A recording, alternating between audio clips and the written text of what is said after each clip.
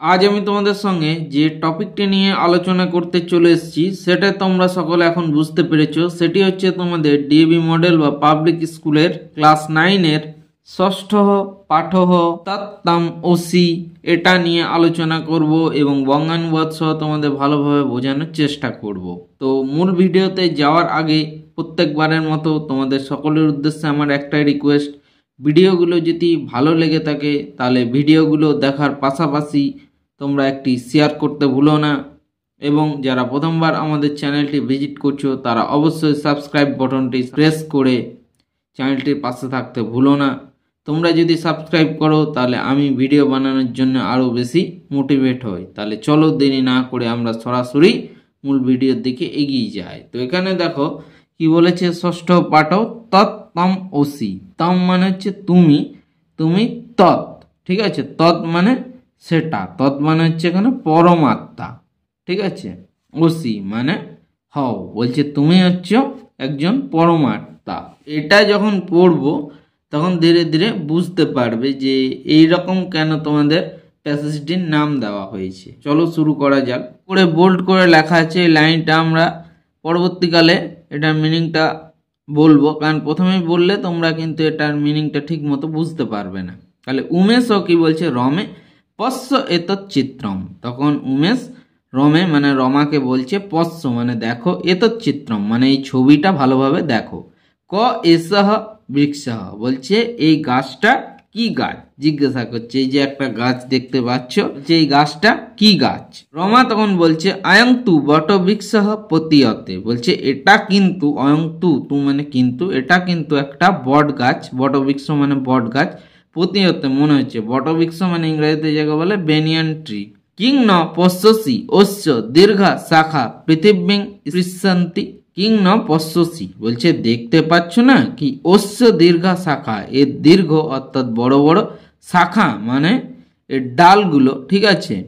পৃথিবীং মানে মাটিতে বা মাটিকে স্পৃশন্তি মানে স্পর্শ করছে। এই যে মোটা মোটা দেখো যেগুলো আমরা অনেকে বলি বট গাছের বয়স হলে গাছের ঝুড়ি নামে, এই যে এইগুলো দেখো মাটিতে স্পর্শ করছে, ঠিক আছে। যে সমস্ত বট গাছের বহুদিন বয়স হয়ে যায় তাদের এরকম ঝুড়ি নামতে দেখা যায়, ঠিক আছে। উমেশ তখন বলছে আম পাশ্যামি, বলছে হ্যাঁ দেখতে পাচ্ছি। বট এব আয়াম, হ্যাঁ বলছে এটা হচ্ছে বট গাছ মানে ব্যানিয়ান ট্রি। পরন্তু কো আয়াম ঋষিহা বালকাহ চ, বলছে পরন্তু মানে কিন্তু, বলছে এখানে একটা ঋষি, এই যে একটা ঋষি রয়েছে, একটা বালক রয়েছে, ঠিক আছে। বলছে কিন্তু এই একজন ঋষি এবং এই বালক এরা কে। তখন রমা বলছে আচার্য আগাচ্ছতি তাম এব, থেকে হচ্ছে তামেব পৃচ্ছামাহ, বলছে আচার্য অর্থাৎ শিক্ষিকা, আগাচ্ছতি আসছেন, তাম এব ওনাকেই বা তাকেই, পৃচ্ছাম জিজ্ঞাসা করব। তখন উমেশ বলছে আচার্য কো আয়ম ঋষিহা।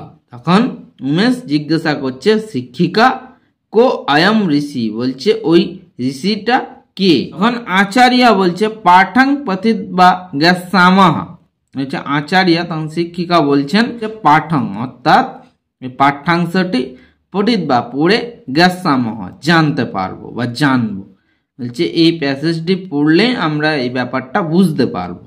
রমা বলছে আচার্য পুতঃ গৃহীতঃ এষঃ পাঠঃ।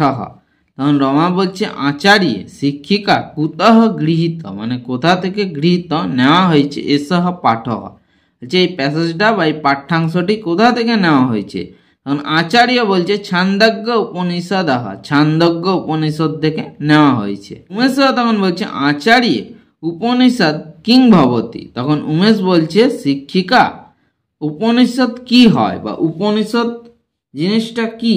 আচার্য তখন বলছে উপনিষদ নাম তে গ্রন্থা ইয়েসু অমূল্যম আত্মজ্ঞানম উপদিষ্টম, বলছে উপনিষদ নামে সেই গ্রন্থা বইগুলো হয় যেসু, যেগুলোর মধ্যে বা যে গ্রন্থগুলোর মধ্যে অমূল্যম মানে অমূল্য, আত্মজ্ঞানম আত্মজ্ঞান অর্থাৎ যে যার মাধ্যমে আমরা আমাদের পরমাত্মাকে উপদিষ্টম মানে বুঝতে পারি, মানে আত্মজ্ঞান অর্থাৎ আমরা পরমাত্মাকে আমরা বুঝতে পারি যে পরমাত্মা কি, আত্মা কি, এই জিনিসগুলোর আমাদের কিন্তু একটা মানে ভালোভাবে সম্যক ধারণা হয়। রমা তখন বলছে এবং বলছে এই জিনিসটা অতীব উৎসুকাহা বয়ম এতং পাঠং পঠিতুম, বলছে অতীব মানে খুবই, উৎসুকাহা মানে খুবই আগ্রহী আছি বা উৎসুক আছি, বয়ম আমরা, এতং পাঠং পঠিতুম এই পাঠ্যাংশটি পড়ার জন্য আমরা কিন্তু সবাই খুব উৎসুক হয়ে আছি, বা আমরা সবাই এটা জানার ব্যাপারে কিন্তু আমাদের সবারই খুব আগ্রহ রয়েছে। ষষ্ঠ পাঠ তত্তম অসি, বলছে তুমি হচ্ছে সেই পরমাত্মা।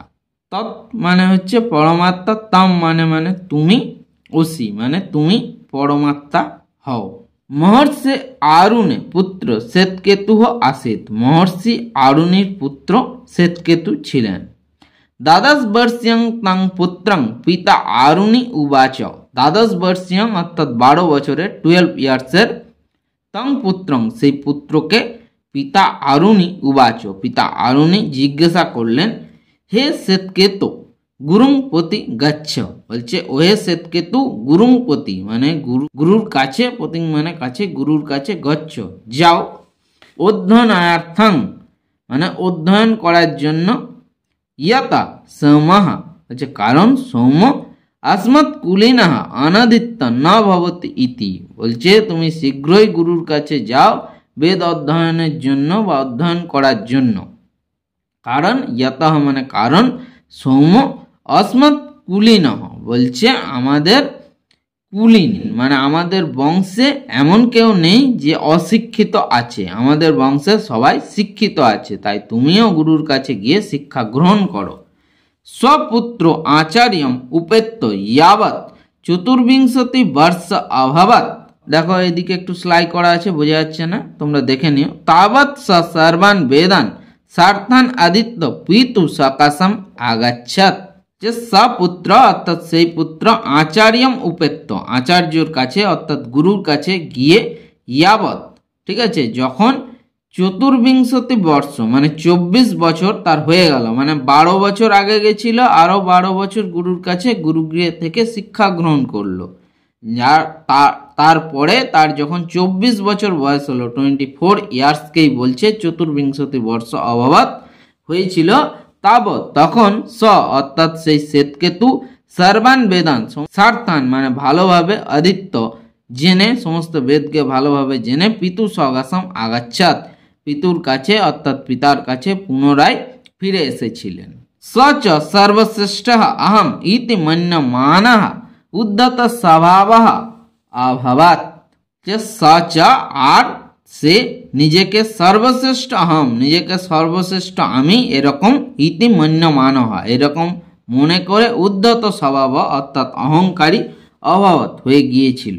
एवं भूतं पुत्रं दृष्ट्वा पिता उवाच, हे श्वेतकेतु कते उपाध्यायात् अतिशयः प्राप्तः येन तं कुलानु अनुरूपम उद्धतः ओसि, বলছে एवं भूतं पुत्रं दृष्ट्वा বলছে পুত্রকে, एवं भूतं মানে এই রকম পুত্রকে, দৃষ্টবা দেখে, পিতা উবাচ এরকম পুত্রকে দেখে পিতা আরুণী জিজ্ঞাসা করেছিলেন, হে শ্বেতকেতু বলছে ওহে শ্বেতকেতু কতে উপাধ্যায়াত অতিশয় প্রাপ্ত, বলছে তুমি গুরুগৃহে গুরুর কাছ থেকে এমনকি বিশেষ শিক্ষা অর্জন করলে, ইয়েন তং যার ফলে তুমি কুলানুরূপং মানে বংশের অনুরূপ আচরণ করে, উদ্ধত অসি অহংকারী হয়ে উঠেছ। ইয়ানাসি কিং তৎ ইয়েন শ্রুতেন, বলছে ইয়ানাসি কিং তৎ বলছে সেটা কি তুমি জানো বা তোমার কি এই কথাটা জানা আছে। ইয়েন শ্রুতেন অন্যত অশ্রুতম অপি শ্রুতং ভবতি, যে ইয়েন শ্রুতেন বলছে যে কথাটা শোনার ফলে, অন্যত অশ্রুতম বলছে যে কথাটা শোনার ফলে যে কোনো কিছু শোনে না, সেও কিন্তু শ্রুতং ভবতি সেও কিন্তু সব কিছু শুনে নেয়। মানে কোনো একটা কথা, যে কথাটা যদি বলা হয় যে কোনোদিন কারু কথা শোনে না, সেও কিন্তু সেই কথাটা শুনে নেয়। অমতং মতম বলছে যার কোনো মতের মিল হয় না, সেও কিন্তু তারও মতের মিল হয়।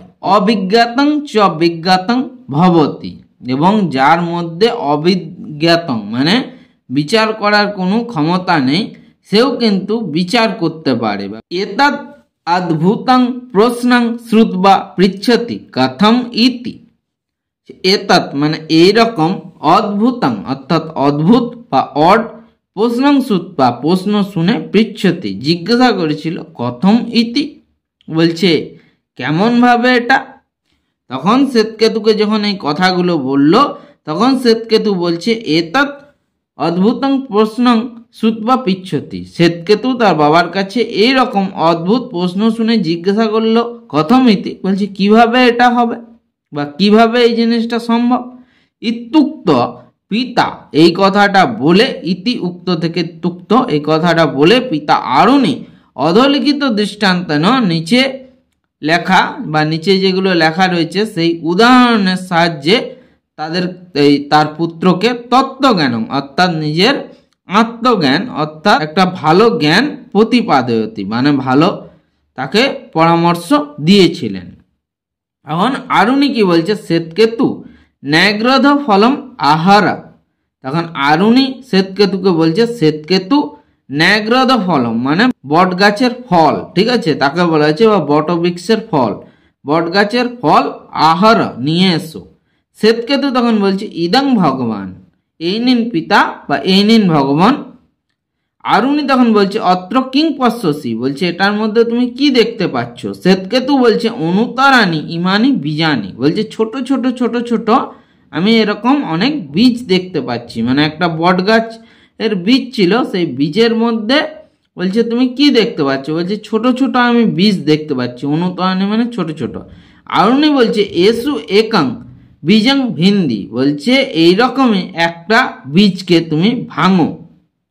শ্বেতকেতু বলছে ভিন্নম, শ্বেতকেতু তখন বলছে ভেঙে দিলাম। আরুন্ধি তখন বলছেন অত্র কিং পশ্যসি বলছে এখানে তুমি কি দেখতে পাচ্ছ। শ্বেতকেতু বলছে ন কঞ্চন ভগবান বলছেন কিছুই দেখতে পাচ্ছি না পিতা বা কিছুই দেখতে পাচ্ছি না ভগবান। ইদং শ্রুত বা পিতা পুত্রম উবাচ এই কথাটা শুনে তার পিতা আরুণি পুত্র শ্বেতকেতুকে উবাচ বলেছিলেন, হে সৌম্য ও হে সৌম্য পশ্য অত্র বটবীজে এব মহান স্থূল শাখাদিমান ন্যাগ্রধ বট উৎপন্ন সন তিষ্ঠতি বলছে এই কথাটা শুনে পিতা তার পুত্রকে বলেছিলেন, ওহে সৌম্য পশ্য অত্র বটবীজে দেখো এই বট গাছের বীজে, এব মহান স্থূল শাখাদিমান বলছে মহান অর্থাৎ বিরাট, স্থূল অর্থাৎ বড় বড়, শাখাদিমান শাখাযুক্ত, ন্যাগ্রধ বট মানে বট গাছ, ন্যাগ্রধ মানে হচ্ছে বট, ঠিক আছে, উৎপন্ন সন তিষ্ঠতি উৎপন্ন হতে পারে। বলছে এই যে একটা স্থূল মানে তোমার ছোট যে তোমার বট গাছ রয়েছে, এই বট গাছের বীজ রয়েছে, সেই বীজ থেকে তোমার কিন্তু একটা বড় শাখাযুক্ত বট গাছ উৎপন্ন হতে পারে। এবং অনিম্ন স্থূলং জগৎ উদ্ভবতি বলছে এইভাবে অনিম্ন অর্থাৎ সূক্ষ্ম বা ছোট ছোট জগৎ থেকে স্থূল জগৎ মানে বড় বিরাট সংসারের জন্ম হয়। বলছে এইরকমই ছোট বা সূক্ষ্ম জগৎ থেকে কিন্তু স্থূল জগতের বা তোমার বিশাল সংসারের উদ্ভবতি জন্ম হয়। বিশ্বাসী হি বলছে বিশ্বাস করো হে সৌম্য স এবং আত্মা বলছে এটাই হচ্ছে আমাদের সোল বা আত্মা বা পরমাত্মা, যেটার মাধ্যমে আমরা নিজেরা নিজেদেরকে বুঝতে পারি। তৎ এব সৎ বলছে সেটাই হচ্ছে আত্মা, তৎ তম ওসি বলছে সেটাই হচ্ছে কিন্তু আত্মা বা পরমাত্মা, যেটার মাধ্যমে আমরা কিন্তু তত্ত্ব জ্ঞান অর্জন করতে পারি বা আমাদের মধ্যে আত্মা পরমাত্মা বেদ এই জিনিসগুলো ধারণা যেগুলো থাকে সেগুলো কিন্তু আমাদের কাছে প্রত্যেকটাই কিন্তু পরিষ্কার হয়। এখানে দেখো লাস্ট লাইনটাতে এটাই বোঝাচ্ছে যে ওইখানে যে ডার্ক করে লেখা ছিল হে সৌম স এবং আত্মা তৎ এব সৎ তৎ তম ওসি। তো এবারে আমি দেখাচ্ছি দেখো ডার্ক করে যেটা প্রথমে লেখা ছিল এই যে ডার্ক করে দেখো লেখা আছে হে সৌম ও হে সৌম স এবং আত্মা। তাহলে এই ছবিটার মাধ্যমে এটা হচ্ছে তোমার শ্বেতকেতু আর এটা হচ্ছে আরুণী। এবারে বুঝতে পারলে, আরুণী অর্থাৎ এটা পিতা তার পুত্রকে এইভাবে বোঝাচ্ছেন বট গাছের নিচে বসে। বলছে হে সৌম ও হে সৌম স এবং আত্মা, বলছে সেটাই হচ্ছে আত্মা যেটার মাধ্যমে তুমি নিজেকে বুঝতে পারবে, সেটাই হচ্ছে তোমার পরমাত্মা বা আত্মা যাই বলো। তৎ এব সৎ, সেটাই হচ্ছে তোমার আত্মা, ঠিক আছে। তৎ তম অসি, এবং সেটাই হচ্ছে তুমি অর্থাৎ পরমাত্মা বা তুমি হচ্ছে ঈশ্বরের অংশ, সেটাকেই বলছে তত্তম অসি। তুমি হচ্ছে পরমাত্মা বা তুমি হচ্ছে ঈশ্বরের অংশ, যেটার মাধ্যমে আমরা আত্মা পরমাত্মা সবকিছুই আমাদের জ্ঞান অর্জন হয়। তো এখানেই তোমাদের তত্তম অসি ষষ্ঠ পাঠ্যাংশটি সমাপ্ত হলো। ভিডিওটি এতক্ষণ ধৈর্য ধরে দেখার জন্য তোমাদের সকলকে আরও একবার অসংখ্য ধন্যবাদ জানাই।